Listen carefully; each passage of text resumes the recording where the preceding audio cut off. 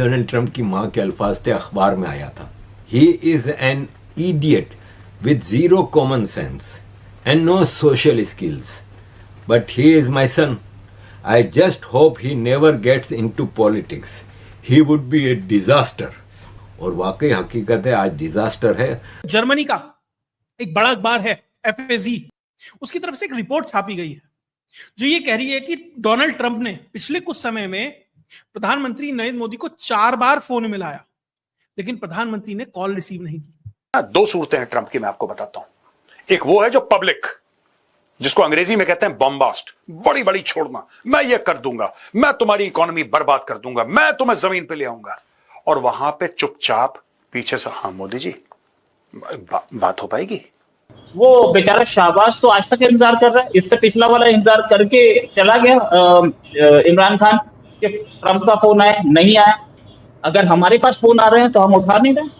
प्रधानमंत्री नरेंद्र मोदी ने अब मन बना लिया है कि अब आर पार की हो ही जाए, या फिर वो डोनाल्ड ट्रंप को उनकी हैसियत दिखाना चाहते हैं। ये कुछ कुछ लीडर्स हैं जो इसके सामने झुक गए, ये जमीन पे लेट जाते हैं, शहबाज शरीफ और आसिम मुनीर टाइप का ना, जमीन पे कालीन बन जाते हैं इसके सामने। माई बाप माई बाप माई बाप, इसको आदत पड़ गई है माई बाप की। लेकिन भारत साफ कहता है कि भैया ऐसा है, हम बराबरी पे बैठकर बात करेंगे।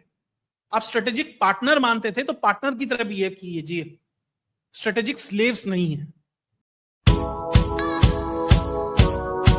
जर्मनी का एक बड़ा अखबार है FAZ, उसकी तरफ से एक रिपोर्ट छापी गई है जो ये कह रही है कि डोनाल्ड ट्रंप ने पिछले कुछ समय में प्रधानमंत्री नरेंद्र मोदी को 4 बार फोन मिलाया, लेकिन प्रधानमंत्री ने कॉल रिसीव नहीं की। हो सकता है कि ये प्लांटेड खबर हो, सिचुएशन को और वर्स करने के लिए और खराब करने के लिए, लेकिन इसके अलावा एक और चीज है।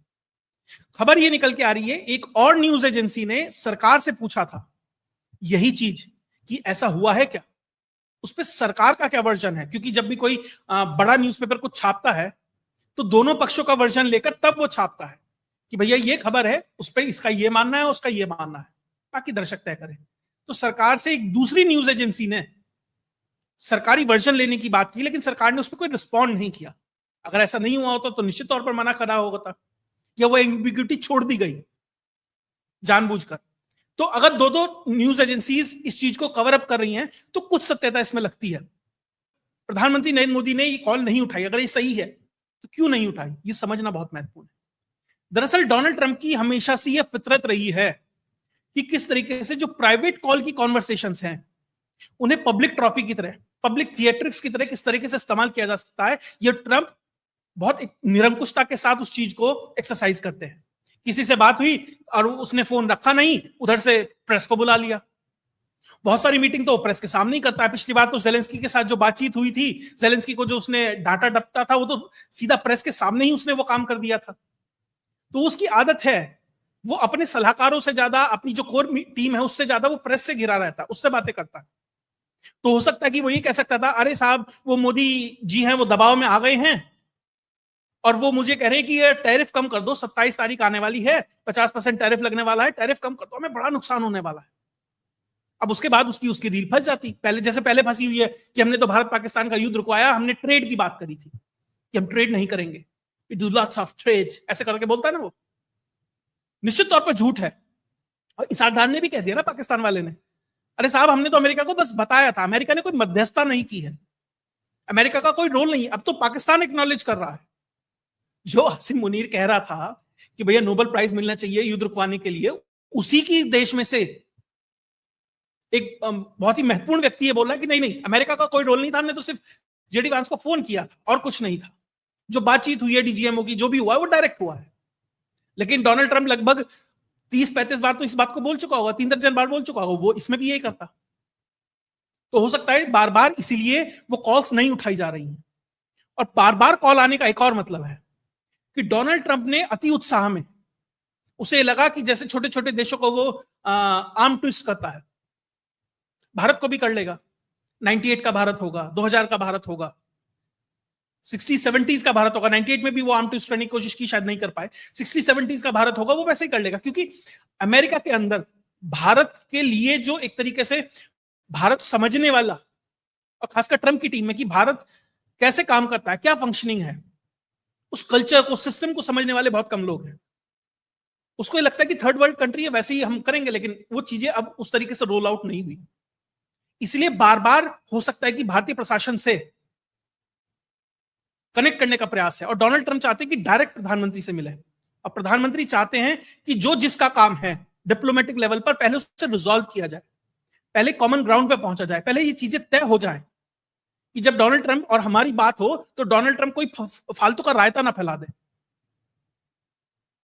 पहले सब चीजें तय हो तब जाकर चीजें हों, क्योंकि प्रधानमंत्री नरेंद्र मोदी को तो डोनाल्ड ट्रंप खुद कह चुका है, he is a hard negotiator.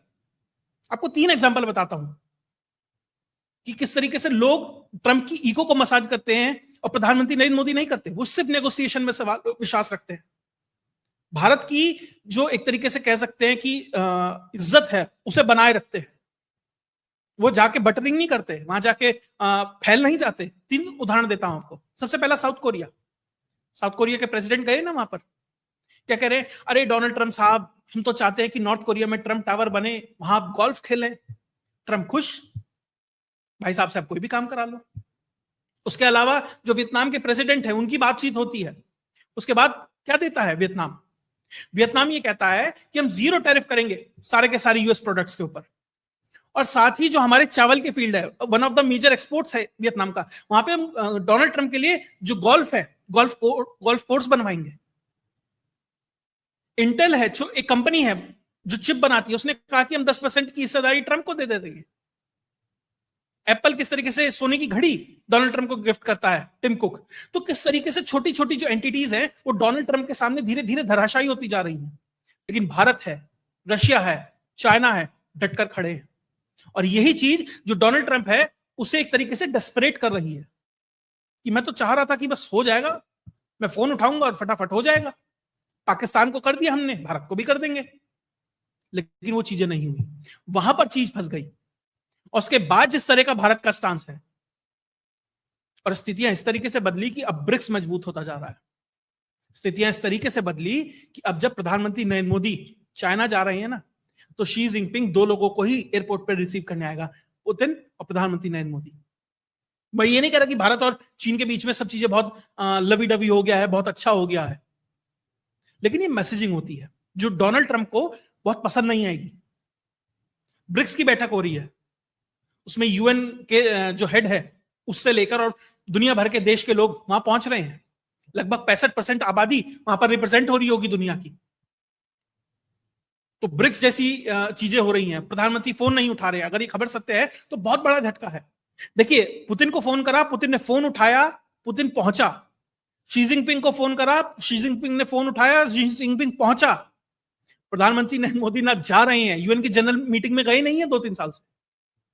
खैर वो जब तो डेमोक्रेट्स का था, लेकिन मैसेज साफ है अमेरिकन एडमिनिस्ट्रेशन को।